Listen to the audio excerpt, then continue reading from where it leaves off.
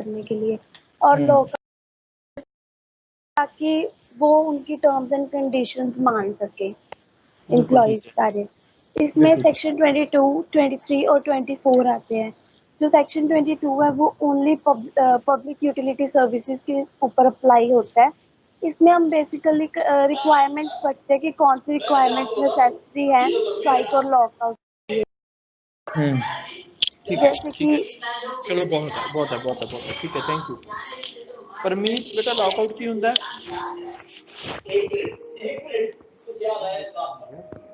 जशन आपका राजा mic on है या आपकी आवाज आ रही है? हाँ जी, परमीत सिंह 447 रोल नंबर मेरे को सब तो पहले आया है आज। परमीत सिंह बेटा लॉकआउट की हुंदा है? What is lockout?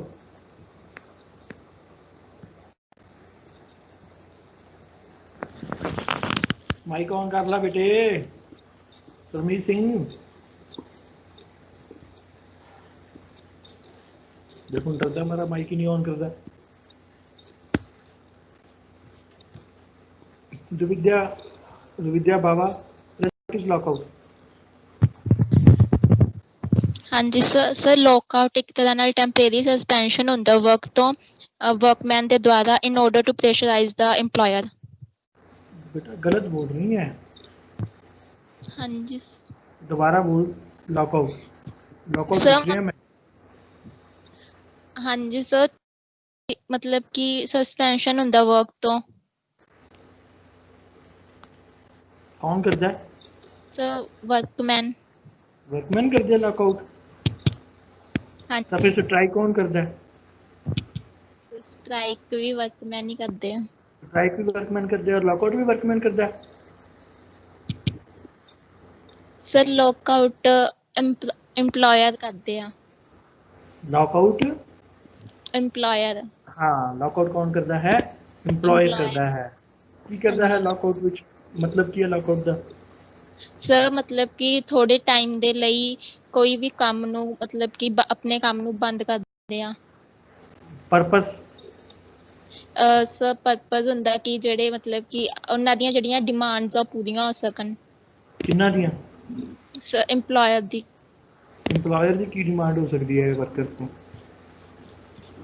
ਮਤਲਬ ਕਿ ਕੋਈ ਵੀ ਡਿਮਾਂਡ ਹੋ ਸਕਦੀ ਆ। ਕੀ ਡਿਮਾਂਡ ਹੋ ਸਕਦੀ ਹੈ? चलो कोई नहीं ठीक है ओके। महेश इंद्रप्रीत बेटा आवाज आ रही है? महेश इंद्रप्रीत आवाज आ रही है? कैन यू लिसन मी?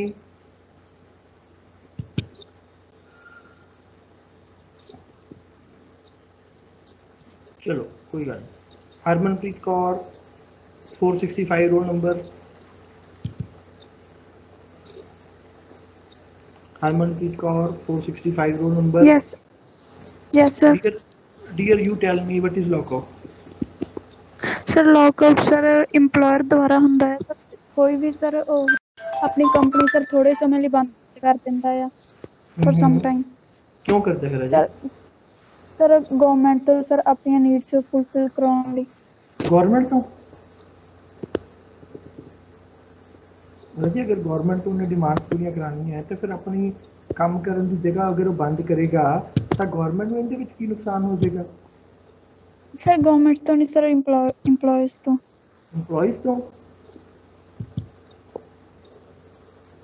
की करवाना चाहता है एम्प्लॉयज तो? सर कोई भी काम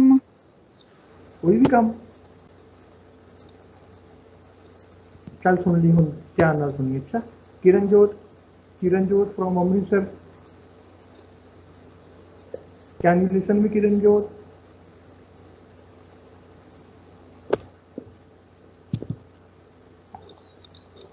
Kulwinder Kaur 437 roll number.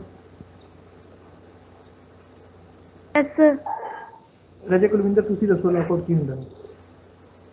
Sir lockout ਇੱਕ closing of workplace by the EMPLOYER ਹੁੰਦਾ ਜਦੋਂ ਮਤਲਬ ਕਿ ਜਿਹੜੇ EMPLOYEES ਹੁੰਦੇ ਆ ਉਹਦੇ ਖਿਲਾਫ ਹੁੰਦੇ ਆ ਤੇ ਉਹਨਾਂ ਨੂੰ ਜਿਵੇਂ ਇੱਕ ਟਾਈਪ ਦਾ ਡਰਾਵਾ ਦੇਣ ਵਾਸਤੇ ਹੁੰਦਾ ਹੈ ਵੀ ਜੇ ਤੁਸੀਂ ਆਪਦੇ ਕੰਮ ਤੇ ਵਾਪਸ ਨਹੀਂ ਆਓਗੇ ਤਾਂ ਵਰਕ ਪਲੇਸ ਹੀ ਬੰਦ ਹੋ ਜਾਏਗਾ। बिल्कुल ठीक है, बिल्कुल ठीक है, बिल्कुल ठीक है। थोड़ा जा कमी है, थोड़ा जा इम्प्रूव करने की जरूरत है, बाकी ठीक है, बहुत अच्छा, शाबाश। Lovedeep Kaur 438 roll number. Lovedeep Kaur 438 roll number. हाँ जी सर। सूरज वकील ब्लॉक को। Sir I was absent in previous lecture. अच्छा, तो मैंने तो ये पहले भी करवाया है, ये थोड़ी है कि मैं इसको फर्स्ट टाइम करवाया था कल, इसको तो मैं पहले कई बार करवा चुका हूँ लॉकआउट को।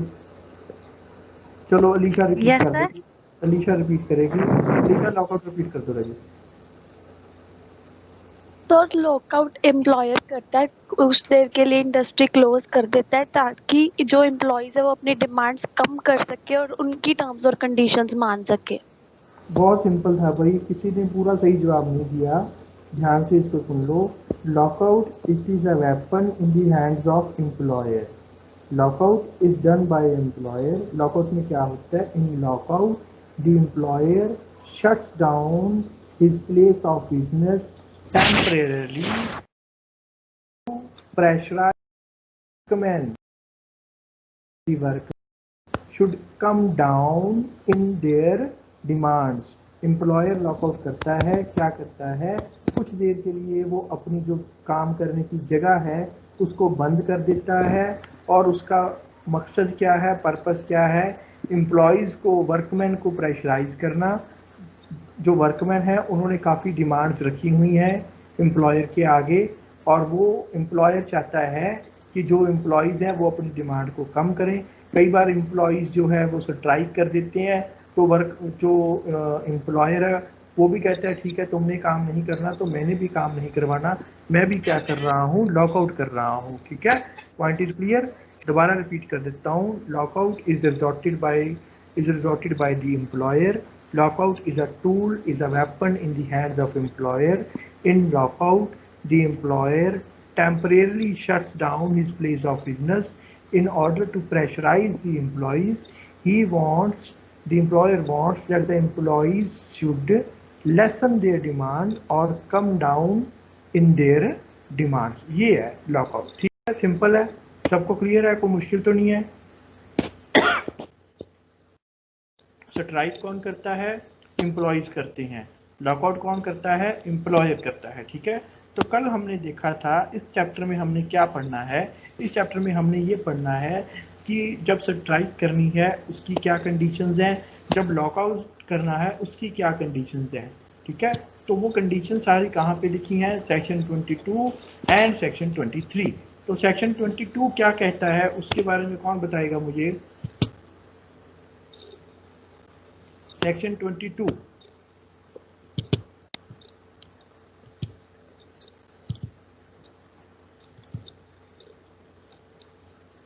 सेक्शन 22 हैंड रेज करो भाई। सिर्फ 2 बच्चे हैं मेरे पास, कुशा और वालिया है, और कोई नहीं है सारी क्लास में।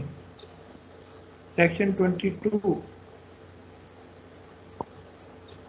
चलो ठीक है, शाबाश, वेरी गुड वेरी गुड। अब काफ़ी बच्चों ने हाथ खड़ा किया है। हाँ जी, हरमनप्रीत कौर बताएगी 465।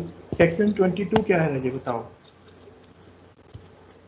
सर सेक्शन 22 सर पीयूएस के बारे में है सर। उसमें सर 6 वीक की सर नोटिस देना पड़ता है। जब हमने स्ट्राइक करनी होती है 6 वीक का नोटिस देना पड़ता है सर। ਜਦੋਂ ਆਪਾਂ 6 ਵੀਕ ਦਾ ਸਰ ਨੋਟਿਸ ਦੇ ਦਿੰਨੇ ਆ ਤੇ ਸਰ ਫਿਰ ਆਪਾਂ ਸਰ 14 ਡੇਜ਼ ਦੇ ਬਾਅਦ ਆਪਾਂ ਸਟ੍ਰਾਈਕ ਕਰ ਸਕਦੇ ਆ ਸਰ। 14 ਡੇਜ਼ ਤੋਂ ਪਹਿਲਾਂ नहीं कर ਸਕਦੇਗੇ।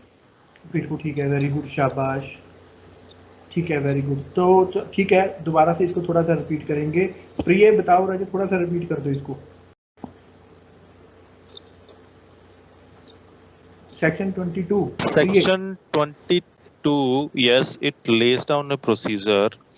As yesterday we studied that if we have to do a strike, then what are the proper procedures for doing that strikes?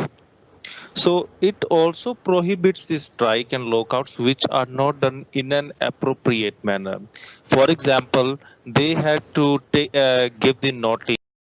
There is a certain limit that when they have got the permission, then only they have to do. Otherwise, if it elapses, they have to take it again. Then it applies to the public utility services. This section particularly the services which affect the general public at the large. So it applies to that, and it also lays the certain requirements. As we also studied that, as compared to section 23 general prohibitions are there, but in it there are certain procedures laid, certain rules and regulations laid ठीक है down Ranjit, ठीक है regarding Ranjit, okay okay okay strike. ठीक है ठीक है ठीक है, वालिया रिपीट कर दो, वालिया रिपीट सेक्शन 22। विशाल Yes, बेटा sir. अपना विशाल विशाल अपने को म्यूट कर लो, चलो आपको म्यूट कर देंगे, वालिया रिपीट कर। ਯੈਸ ਸਰ ਸੈਕਸ਼ਨ 22 ਜਿਹੜਾ ਹੈ ਉਹ ਸਰ ਕੁਝ ਕੰਡੀਸ਼ਨਸ ਦੱਸਦਾ ਹੈ, ਕੁਝ ਪ੍ਰੋਸੀਜਰ ਦੱਸਦਾ ਜਿਹਦੇ ਨਾਲ ਆਪਾਂ ਸਟ੍ਰਾਈਕ ਜਾਂ ਲੌਕਆਊਟ ਕਰ ਸਕਦੇ ਹਾਂ। ਸੈਕਸ਼ਨ 22 ਦਾ ਸਬ ਕਲਾਸ 1 ਜਿਹੜਾ ਕੰਡੀਸ਼ਨਸ ਫॉर ਸਟ੍ਰਾਈਕ ਦੱਸਦਾ ਹੈ, ਜਿਹਦੇ ਵਿੱਚ ਕਿ ਸਟ੍ਰਾਈਕ ਤੇ ਜਾਣ ਤੋਂ ਪਹਿਲਾਂ ਵਰਕਮੈਨ ਨੂੰ ਨੋਟਿਸ ਦੇਣਾ ਪਏਗਾ, 6 ਵੀਕਸ ਪਹਿਲਾਂ ਨੋਟਿਸ ਦੇਣਾ ਪਏਗਾ, ਤੇ ਉਹ ਨੋਟਿਸ ਤੋਂ 14 ਡੇਜ਼ ਆਫਟਰ ਉਹ ਸਟ੍ਰਾਈਕ ਤੇ ਜਾ ਸਕਦੇ ਆ, ਸਟ੍ਰਾਈਕ ਕਰ ਸਕਦੇ ਆ। ਤੇ ਇੱਕ ਜਿਹੜਾ ਸਟ੍ਰਾਈਕ ਆ ਉਹ ਜਿਹੜੀ ਉਹਨਾਂ ਨੇ ਜੋ ਨੋਟਿਸ ਦਿੱਤਾ ਉਹਦੇ ਵਿੱਚ ਕੋਈ ਡੇਟ ਮੈਂਸ਼ਨ ਕਰਨਗੇ, ਉਸ ਤੋਂ ਪਹਿਲਾਂ ਉਹ ਸਟ੍ਰਾਈਕ ਤੇ ਨਹੀਂ ਬੈਠ ਸਕਦੇ। ਤੇ ਫੋਰਥ ਕੰਡੀਸ਼ਨ ਇਹਦੇ ਵਿੱਚ ਇਹ ਆ ਕਿ ਅਗਰ ਜਿਹੜੀ ਸਟ੍ਰਾਈਕ ਆ ਮਤਲਬ ਸਟ੍ਰਾਈਕ ਕਰਨੀ ਉਹਨਾਂ ਨੇ ਤੇ ਉਹਨਾਂ ਦੀਆਂ ਜਿਹੜੀਆਂ ਮਤਲਬ ਕੌਂਸੂਲੇਸ਼ਨ ਆਫਿਸਰ ਕੋਲ ਪ੍ਰੋਸੀਡਿੰਗਸ ਪੈਂਡਿੰਗ ਪਈਆਂ ਨੇ ਤਾਂ ਉਸ ਟਾਈਮ 'ਚ ਸਟ੍ਰਾਈਕ ਨਹੀਂ ਕਰ ਸਕਦੇ। ਤੇ ਜਦੋਂ ਕੌਂਸੂਲੇਸ਼ਨ ਆਫਿਸ ਹਾਂਜੀ ਐਂਡ ਆਫਟਰ ਜਦੋਂ ਉਹਦਾ ਡਿਸੀਜਨ ਆ ਜਾਏਗਾ। बहुत ब्रीफली बहुत अच्छे तरीके नाल जो है कंडीशंस दसियां है। सेक्शन 22 करता की है राजे, it lays down certain conditions which have to be followed if the workers want to resort to strike। ये कुछ conditions lay down करता है which have to be followed, which have to be fulfilled, जिन्ना की conditions fulfill करना जरूरी है अगर workers strike करना चाहते हैं। कितने करना चाहते हैं? PUS माइंड ध्यान देने वाली गल है, always mind it, note it that section 22 applies only in case of industries which comes under PUS, public utility service। की कहता है कुछ 4 कंडीशंस ले डाउन करता है कि अगर वर्कर्स ने स्ट्राइक करनी है, first of all they will have to give 6 weeks notice. कल मैं समझाता सीगा 6 वीक्स नोटिस का की मतलब है। फिर 6 वीक्स नोटिस देने तो बाद ये नहीं है कि एकदम स्ट्राइक कर सकते हैं, 14 डेज का मस्ट टाइम गैप होना जरूरी है। अज अगर नोटिस दिता है तो 14 डेज बाद ही स्ट्राइक कर सकते हैं। ये नहीं है कि आज नोटिस देता और कल स्ट्राइक करती, इस तरह नहीं होएगा। टाइम गैप होना जरूरी है, एक विंडो होना जरूरी है between the date of notice and date of strike. और फिर थर्ड कि स्ट्राइक जो नोटिस एक डेट मैंशन करेंगे भी असी इस दिन स्ट्राइक करांगे, उस दिन तो पहला स्ट्राइक नहीं कर सकते जी डेट नोटिस मैंशन की गई है। और फोर्थ कंडीशन की सी कि टिल द अगर वो डिस्प्यूट जोड़ा है ऑलरेडी कॉन्सिलेशन ऑफिसर को चल रहा है, until the conciliation officer decides that dispute, till the proceedings are pending with the conciliation officer and 7 days after ਜਿਹੜਾ ਹੈ स्ट्राइक नहीं की जा सकती। ठीक है, तो 4 अपन कंडीशन दसदा है सेक्शन 22। और ये कंडीशन किस केस में अप्लाई होंदियां है? Only in case of public utility service. Section 23 से चलते हैं। अच्छा, सेक्शन 22 स्ट्राइक ਲਈ भी सेम कंडीशन ले डाउन करता है सब सेक्शन 1, और sub section 2 same conditions lay down करता है लॉकआउट के लिए। ठीक है, वही 4 कंडीशन लॉकआउट ਲਈ भी सेम ही है, वो सब सेक्शन 2 ਵਿੱਚ ਲਿਖੀਆਂ ਹੋਈਆਂ है। सब सेक्शन 3 ਆਪਾਂ ਨੂੰ ਦੱਸ ਦਿੰਦਾ ਹੈ 22 ਦਾ कि कुछ सर्कमस्टांसिस ਵਿੱਚ नोटिस देने की जरूरत नहीं है। वो की है कि if the lockout is already in existence then there is no notice, then there is no requirement of notice for strike, and if a strike is already in existence then there is no requirement for notice for lockout. ये गल अपन sub section 3 दसदा है। और फिर एक गल ये भी दसदा है भी नोटिस देना किसने है? वर्कमैन नूं, इंप्लॉयर नूं देना है। इंप्लॉयर ने नोटिस किसनूं देना है? वर्कमैन नूं देना है। तो एक गल ये भी है, एक ड्यूटी भी बताता है इंप्लॉयर इन सब सेक्शन 6 कि it is the duty of the employer if he receives the notice of or if he gives the notice of lockout, then he will forward the copy of that notice to the appropriate government। It means the appropriate government must be informed that the notice of strike has been given in certain industry, in such and such industry, or the notice of lockout has been given in such and such industry। appropriate government must be informed by the employer. This section, subsection 6 says. Okay, now we are coming to section 23. Section 23 कौन दसेगा?